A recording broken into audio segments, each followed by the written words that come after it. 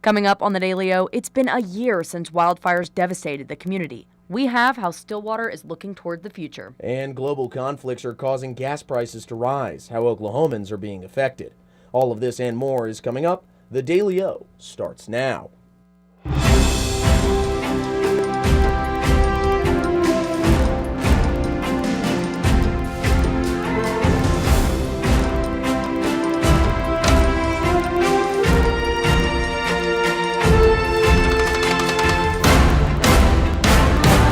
Good evening and welcome to the Friday edition of the Daily O. I'm Kendall May Stark. And I'm Tyler Tripodi. We're glad you're with us.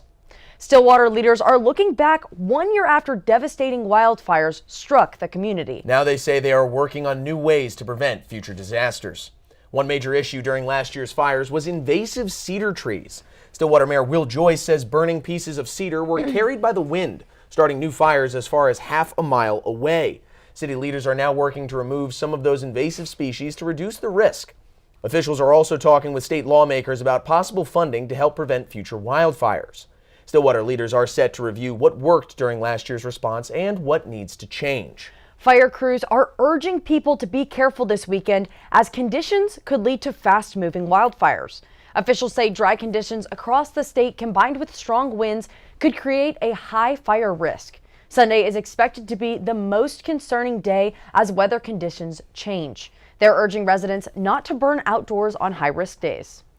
Well, with those fire conditions sweeping across the state, let's check in with Will Manzel, who's in the Weather Center with our evening forecast. Will, how's it looking out there? Yeah, Tyler, luckily right now we're not in a fire warning zone, but there are some fires. The closest of them are happening north of us, so just make sure you're looking out this weekend. But right now it has warmed up just a little bit here in Stillwater from the past couple of days. Right now it's about 70 degrees outside, and it sure feels like 70 degrees. We got some winds coming in from the northeast at about 7 miles per hour, which might be contributing to a little bit of that coolness we're feeling right now. And looking over the state, we're going to see it's nice and sunny right now. A little bit of cloud coverage going on, but nothing that's going to block the sun. And that's all I've got here for the current conditions for now. Let's send it back to the desk. Thanks for that, Will. Gas prices are rising across Oklahoma as war with Iran continues to shake global energy markets. The average price of gas in Oklahoma has jumped to about 30 cents per gallon in the past week. A major concern is a key shipping route that moves about 20% of the world's oil. With shipping through the area threatened, oil prices have climbed from around $60 to $70 per barrel before the war to more than $100 now. Analysts say Oklahoma drivers could soon see gas prices approach $4 per gallon. State and county law enforcement shut down a large illegal marijuana grow operation in rural Grady County. Deputies say they had been watching the property for about 2 months after tips from residents about a possible illegal grow in the area. More than 70 local, state, and federal authorities served a search warrant at the site where investigators discovered more than 60,000 marijuana plants. The Oklahoma Attorney General's office says the operation is tied to a Chinese organized crime network. Authorities also seized more than 600 pounds of finished marijuana product from the property. 22 people of Chinese descent were detained at the scene, and officials say arrests are pending. Well, it's spring break this weekend, so if you're not hitting the beach or the ski slopes, let's see what plans you can make. Aaron Stinson is here with our weekend preview. What's going on this weekend, Aaron? Yeah, guys, starting with tonight, The Devil Wears Prada is at the Diamond Ballroom in Oklahoma City at 7. Also tonight, Chicago The Band is live at the Showplace Theater at Riverwind Casino at 8. And finally, tomorrow night, Atlanta-based rapper and DJ Zach Fox is at the Criterion at OKC at 8. Well, that's all I got for this weekend. Back to you guys. Thank you, Aaron. When we return, a special guest is dancing his way into Stillwater. And a battle of endurance continues in town. The Daily O returns right after this.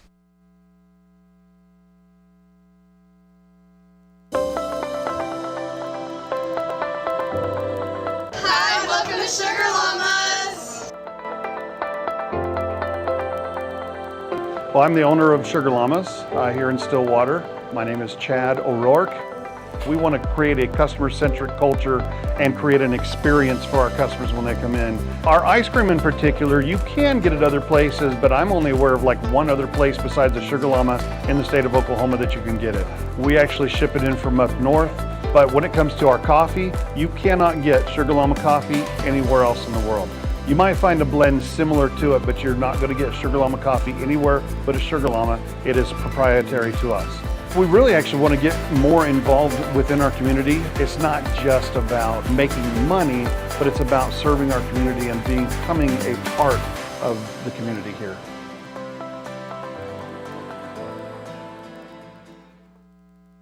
Ace in the Bowl salsa started many, many years ago. I was trying to find a recipe to take to a family gathering, and so I started messing around with different recipes, and I took a little bit from here and a little bit from there, and I came up with a salsa that is truly unique. Ace in the Bowl salsa is an olive oil based salsa with tomatoes, green chilies, green onions, and black olives. There's no sugar added, it's gluten free, low calorie, low carb, low fat, low sodium. So it's a very, very, very good alternative to any snack you may want. As of right now, I'm just looking to be in Oklahoma and having a successful business within the state. If my grandkids could ever take it over when they're old enough, that would be my dream.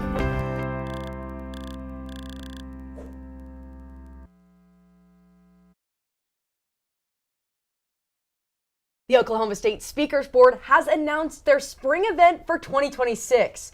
Alfonso Ribeiro, host of America's Funniest Home Videos and Dancing with the Stars, is coming to Stillwater. The event is set to take place on April 8th at 6 p.m. at the West Walk-In Center. It'll be free for students, faculty, and staff, and $10 for outside guests. It's day 2 of the Mid-South Festival, and the race is just getting started. Multiple races took off today with the estimated pro finishes, podiums, and riders set to meet on the main stage at 5:30. It's a battle of endurance, bringing cyclists and runners from around the world to Stillwater. But organizers say the festival is not just about competition. It's also about bringing the community together and showcasing Stillwater to visitors from around the globe. We've had a windy past couple days here in Stillwater, but what can we expect as people begin to travel? Let's just check back in with Will to see what we can watch out for. Will? Yeah, Kendall, the winds died down just a good bit. As we look at the radar here, we're going to see a pretty clear rest of the day. Clouds are going to start moving in up here in the north, but they're not going to quite hit us until we get to tomorrow. We're going to be seeing a good amount of cloud coverage as those temperatures also rise up. It's going to start moving to the state eventually throughout the middle of the day as you see it materializing up here, moving into the state and into the city eventually. And now as we get into Sunday, we're going to see those clouds continue to move around this day. We're going to see a good amount of clouds as our temperature starts dropping into somewhere around the high 60s as we get into Sunday. Once again, it is going to be dry across the state, so be on the lookout for possible wildfire warnings, but we should be safe for now. Now, some things I think you should be looking out for this week. Like I said before, we're going to have some high wind speeds moving in as we get into Sunday, along with those dry temperatures and lower temperatures as well. We're going to see our temperatures drop Sunday, also into Monday as they drop even more, and by next week, we're going to see those temperatures rise back up to somewhere in the highs of 80s, maybe even 90s, but I can talk to you more about that as we get into our 7-day forecast, but let's send it back to the desk. Will, I'm sure the people sticking around for spring break are going to be very appreciative of that forecast. When we return, devastation in Iran. We have the details. And a tragic act against a synagogue in Michigan. The Daily O returns right after this. We would design something, it was set on the counter, and people was either, if enough of them said, you know, this isn't it, it never made to the line. Dad was excited that they're all original. They were all designed on Mom's kitchen table, and it gets in your blood after a while. We're very happy that Pamela and Michael have taken over the business and kept the family going. We took the business over in 2017. When we found that it was available, we wanted to keep the legacy of family alive, but it was also incredible products that deserved to be a part of Made in Oklahoma's story. We were a part of Made in Oklahoma years ago, and so it kind of grew as Made in Oklahoma grew. Oklahoma is ingrained into everything that we did. We've been here most of our life. That's what we entailed our whole business on, was the Oklahoma homegrown feeling.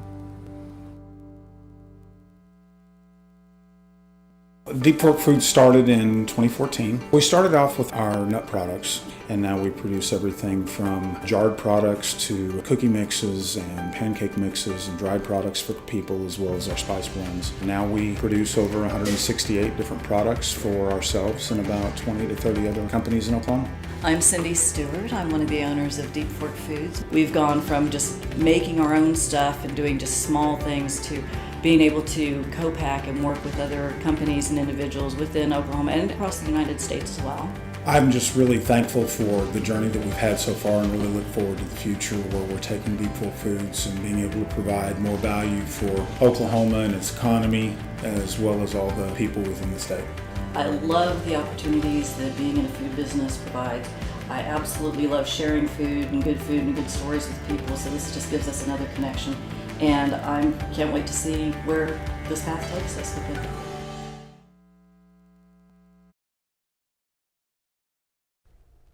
Tragic news struck the states this morning as all 6 U.S. service members are confirmed dead after a military refueling plane crashed during operations linked to the war with Iran. U.S. Central Command says the KC-135 Stratotanker went down in western Iraq around 2 p.m. Eastern Time.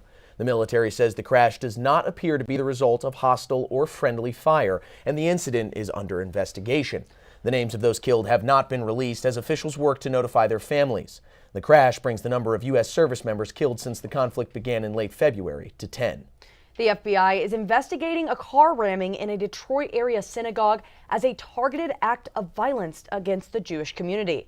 Police say a man drove a vehicle into Temple Israel where a preschool was in session. Security at the synagogue shot and killed the driver. Officials say about 140 children were inside the early childhood center at the time, but none were injured. The suspect is believed to be a 41-year-old U.S. citizen originally from Lebanon. The FBI says the investigation is ongoing as officials work to determine a motive. In our political pulse today, talks between Cuba and the United States. And an act being pushed by the president. Addison Schweinberg has the details. What can you tell us, Addison? Yeah, guys, a lot's going on with the Trump administration. Cuban President Miguel Diaz-Canel has been meeting with Trump regarding fuel blocks placed in January. Diaz-Canel claims that they have been finding solutions to bilateral differences between the two nations. Without oil coming into the country for 3 months, Cuban president reports that some cities have had blackouts for up to 30 hours. This is causing multiple delays and problems within citizen life. In more local news, Trump is pushing Congress on the Save America Act. The Save America Act is a bill that would require Americans to prove their citizenship before voting in elections. Trump is stating he will not sign any new bills into laws until the Save America Act is passed. States like Florida and Missouri are already taking action to enforce this bill. That's all I have. Back to you guys at the desk. Thank you, Addie. 2 Florida teenagers are accused of plotting to kill a classmate in what investigators call a blood ritual. Prosecutors say the 15 and 14-year-old students planned to attack a classmate in a school bathroom. One of the teens brought a knife to school and planned to cut the victim's throat or stab him. Investigators say the other teen helped sharpen the knife and provided items including gloves, flowers, and cigarettes. During a court hearing, prosecutors played video from a patrol car showing the two laughing and discussing the plot after their arrest. Honestly, we're probably gonna get like a minimum of, 4 years or so. I'm not getting 4 years. Yes, you are. You helped. Hey, by the time we're gonna be out, we could go to community college together. Yeah. Why are you even touching me with your butt? This is such a bonding experience. A judge ordered both teens to remain in jail without bond, and they are being charged as adults. A deadly shooting at a Virginia college is now being investigated as an act of terrorism. Police say the gunfire broke out yesterday morning inside an ROTC classroom at Old Dominion University in Virginia.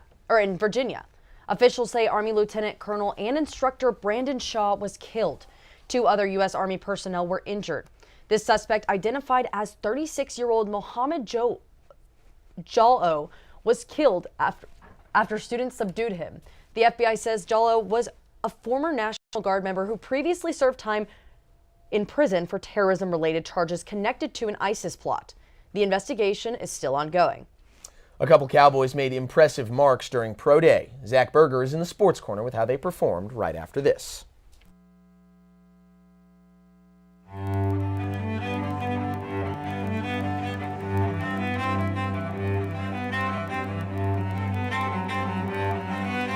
My name's Dennis Abernathy. Lived here since 1968, and I consider myself one of Stillwater's oldest original family jewelers. Here at Dennis the Jeweler, we're more about personal service. My father always told me that anybody can sell the jewelry, and what we're doing is completely different, learning to do the repair work.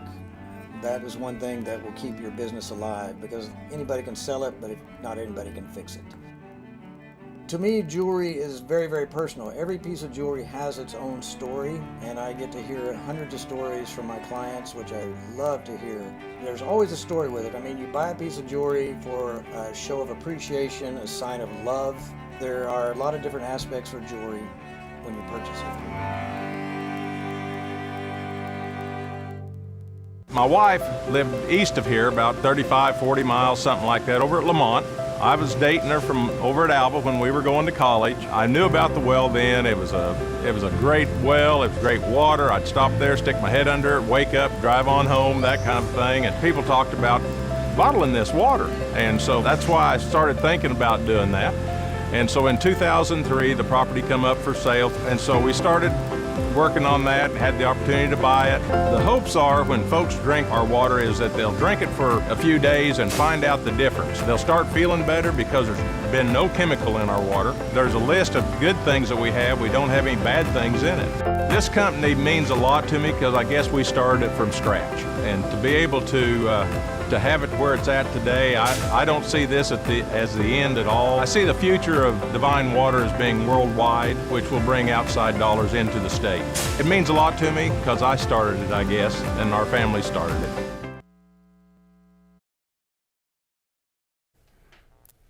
Welcome back to the Daily O and welcome into the Sports Corner. I'm Zach Berger. Thanks for sticking with us. It was Pro Day here in Stillwater where some folks are looking to trade the orange and black for some NFL colors. 15 Cowboys came back to Stillwater, starting in the weight room before hitting the field to show off their skills. Defensive back Kenneth Harris shined with an impressive 40-yard dash, vertical jump, and a broad jump that would have been top 10 at the NFL Combine. Brandon Rawls marked a 41-inch vertical jump, the highest of the day, and Wes Paul showed some powerful punts on the turf after his Big 12 first-team season. On top of this, while not for this year, current Cowboy quarterback Drew Messemaker was throwing the rock for all the NFL scouts to see. So, did these graduated Cowboys punch their ticket to the NFL? Well, only time will tell. Cowboy tennis opens up Big 12 play with a bang. Pokes take down Utah in a tight 4-3 battle. OSU takes the double point early, but the Utes rallied and the Cowboys were going to have to step it up in singles. Alicio Bazile wins on court 1 in straight sets, and Haydar Gokpanar dominated a winner-take-all third set on court 6. But with the Utes winning on courts 2, 4, and 5, it was all even, coming down to court 3. A 1-1 set had OSU's Derek Pham fighting to a 7-6 tiebreaker win to seal the match. Cowboys stay in the state and are back in action in Provo tomorrow at 4:30 against BYU. And that men's tennis match isn't the only OSU event happening this weekend. So, like always, let's go to Gabriel Moras to fill us in on the rest of the weekend. Gabe? Thank you, Zach, and welcome everybody. We have a not so busy weekend, but still some heated action coming your way. Starting on the diamond with Oklahoma State baseball opening conference play right now with a road series at UCF. The Cowboys entering 12-4 after going 8-1 during a 9-game homestand, and they ranked 7th nationally with 34 home runs. And Oklahoma State softball also hitting the road for Big 12 series against number 25 Arizona State. The 21st ranked Cowgirls entering with a 17-7 overall, with 3-game series beginning tonight at 8 in Tempe. Now the 27th ranked Oklahoma State Cowgirls tennis team hosting Kansas State Saturday at the Greenwood Tennis Center. The Cowgirls come in having won 15 straight against Kansas State, and Rosemarie Niekamp leads the team with a top 25 national ranking. Stay tuned for that one as first serve is set for 1 p.m. in Stillwater. Well, from serves, swings, and home runs, Cowboy and Cowgirl fans, it's game on this weekend on the courts and diamonds. That's all from the Sports Weekend Preview. I'm Gabriel Moras. Back to you, Zach. All right, Gabe, appreciate it. Well, another event this weekend, it's Selection Sunday. Cowboy basketball is out, but the Cowgirls are strongly in the field of 68. So joining me in the Sports Corner is our very own Kyle Allen to break down some possible matchups. Kyle, welcome in, man. Hey, thanks for having me. It's the most important day of this time of the year. It's Selection Sunday right around the corner, so let's get excited for basketball. Yeah, come on. All right before we get into some possible matchups, let's go over their resume a bit, huh? What are we looking at so far with how the Cowgirls have performed? Well, what you would have liked to have seen in the Big 12 tournament had the Cowgirls not taken that early exit, it would have given them a chance to improve both their road record and potentially some of those Quad 1 games. They're 1-3 this year in the Quad 1, which did have a negative effect on their potential seeding. But the road record, it's a little bit misleading. They're 2-2 on neutral sites this year, so it's going to be a little bit more of a manageable task for them not having to go into some true road environments the way that they have earlier this year. All right. Well, hey, speaking of those road environments, let's get right into it, shall we? All right, we got 3 possible matchups and 3 possible places they could go. So why don't we run through these real quick? Where could we see the Cowgirls? Well, as it's been all I guess season long, all since we've been doing this, is they've stuck on this 8-9 line pretty consistently. So in option A, that's the one that is being projected by more outlets than others. You have this region out in Sacramento, Tennessee, potentially your first round matchup. Not a huge deal there, but what you run into with these 8-9 matchups is you run into those 1 seeds in the second round. So UCLA would be waiting in the wings for you. UCLA, a very good program this year. Over here in option B, same thing, but you get a Syracuse team and then a potential old Big 12 matchup. You love those with Texas in the round of 32. Round 3 is where it gets a little bit tricky because you have 2 different USCs that you have to worry about. You have USC Southern California in that first round, and then potentially Dawn Staley's South Carolina Lady Gamecocks in the second round, and a formidable team always in South Carolina. All right, well, Kyle, you've been our Making It to March expert so far over these past couple weeks. So what do you see of these 3 being the most likely? I think most likely you're going to look at option A. I think that the Cowgirls are headed their way out to California to try to run that gauntlet. It's not ideal, but nothing in the 8-9 window ever is. So it's, like I said, most publications, that's what you're looking at out there in California. Now on Sunday, if I'm a Cowgirl fan sitting at home real quick, which one do I want to see? You want to see option B. Texas is a really good team, but that's going to be your most manageable. All right, Kyle, thank you so much for joining us, man, and we'll be sure to see what happens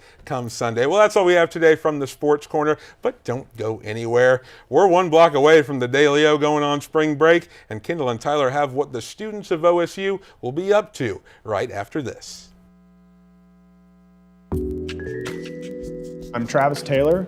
I'm the general manager for the Hotel Indigo Tulsa Downtown. I have a real good understanding of the food scene in Tulsa, and I've loved to see the way it's evolved over the years, and I'm glad to be part of it. My name's Kevin Kyle. I'm the executive chef. I started here, the idea was to do something local. Everything that we try to do has Oklahoma products. Tulsa is a big oil boom when we were the oil capital in the early 1900s. How Route 66 put Tulsa on the map. And the menu around that was, well, what would an oil worker take out in their lunchbox? That's how Prospect kind of came from. We never get crazy busy, so we can do a lot of different things with food. And we can do things like wine dinners and have local dinners. We have a private dining room that people can come. I think being at the heart of the old Route 66 has kind of weighed into us getting a lot of different things brought in from different areas of the United States. When I taste something on our menu for the first time, the first thing I go is, that's Tulsa. My name's Kayla. I've been here since the beginning, so 4 years. Scratch is more focused on farm and mostly made in Oklahoma products, keeping it local. Sustainability is our biggest thing. That's one of the reasons why this place opened. I've been the chef here at Scratch for 2.5 years. Started here as a line cook. Our food and drinks are a bit separate entities almost inside the restaurant. So the food is now up to 85% of the products we bring in are raised or grown locally. It's all based off of things that I grew up eating in southern Oklahoma, things my grandparents ate. About fresh food, clean food, organic food, sustainability, that's all of our thing. From front of house to back of house, we're able to maintain both with freshness. But made in Oklahoma means we get it straight from the farms that are 20, 30 minutes, another little county away. We get it straight from them.